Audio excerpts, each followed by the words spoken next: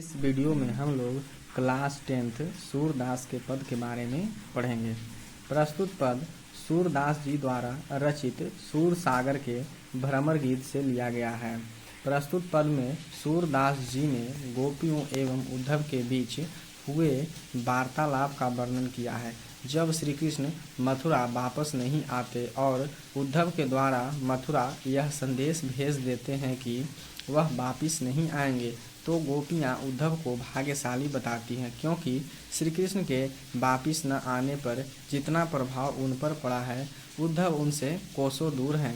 पहले पद में गोपियों की यह शिकायत वाजिब लगती है कि यदि उद्धव कभी स्नेह के धागे से बंधे होते तो वे विरह की वेदना को अनुभूत अवश्य कर पाते। गोपियाँ उद्धव अर्थात श्री कृष्ण के मित्र से व्यंग करते हुए कह रही हैं कि वह बहुत भाग्यशाली है जो अभी तक श्री कृष्ण के साथ रहते हुए भी उनके प्रेम के बंधन से अब तक अछूता हैं।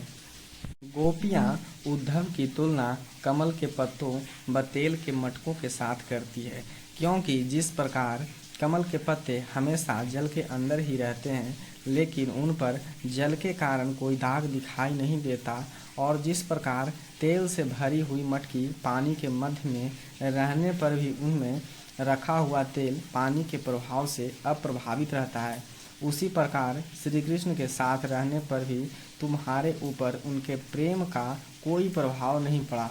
यही कारण है कि गोपियाँ उद्धव को भाग्यशाली समझती हैं, जबकि वे खुद को अभागिन अबला नारी समझती हैं जो श्री कृष्ण के प्रेम में उलझे हुए हैं, उनके मोह पास में लिपट गई हैं।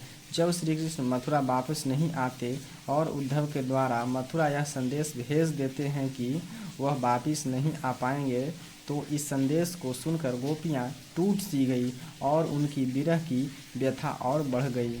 दूसरे पद में गोपियों की यह स्वीकृति कि उनके मन की अभिलाषाएं मन में ही रह गई कृष्ण के प्रति उनके प्रेम की गहराई को अभिव्यक्त करती हैं। श्री कृष्ण के गोकुल छोड़कर चले जाने के उपरांत गोपियों के मन में स्थिति श्री कृष्ण के प्रति प्रेम भावना मन में ही रह गई।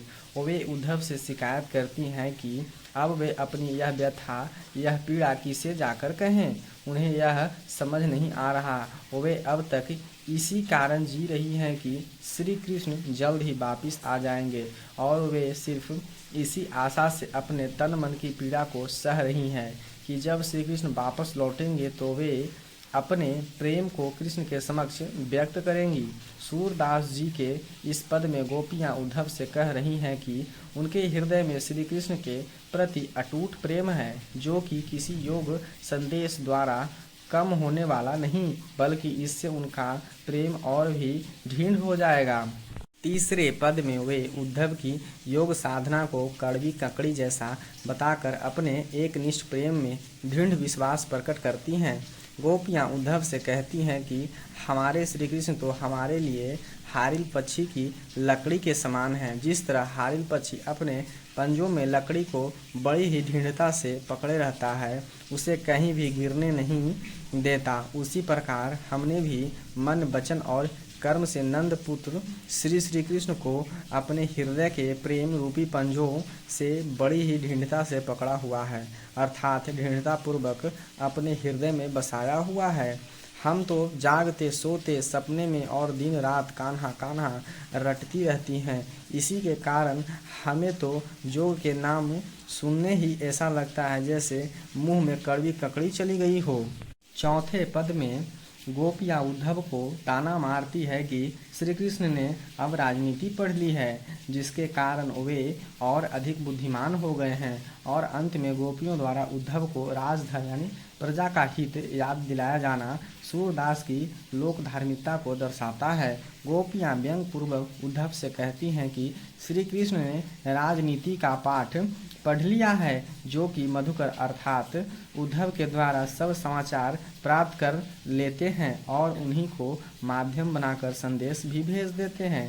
गोपियाँ कहती हैं कि मथुरा जाते समय श्री कृष्ण उनका मन अपने साथ ले गए थे, जो अब उन्हें वापिस चाहिए। वे तो दूसरों को अन्याय से बचाते हैं, फिर उन पर अन्याय क्यों कर रहे हैं। सूरदास के शब्दों में गोपियाँ कहती हैं कि राजधर्म तो यही कहता है कि प्रजा के साथ अन्याय नहीं करना चाहिए अथवा नहीं सताना चाहिए। इसीलिए श्री कृष्ण के योग का संदेश वापस लेकर स्वयं दर्शन के लिए आना चाहिए।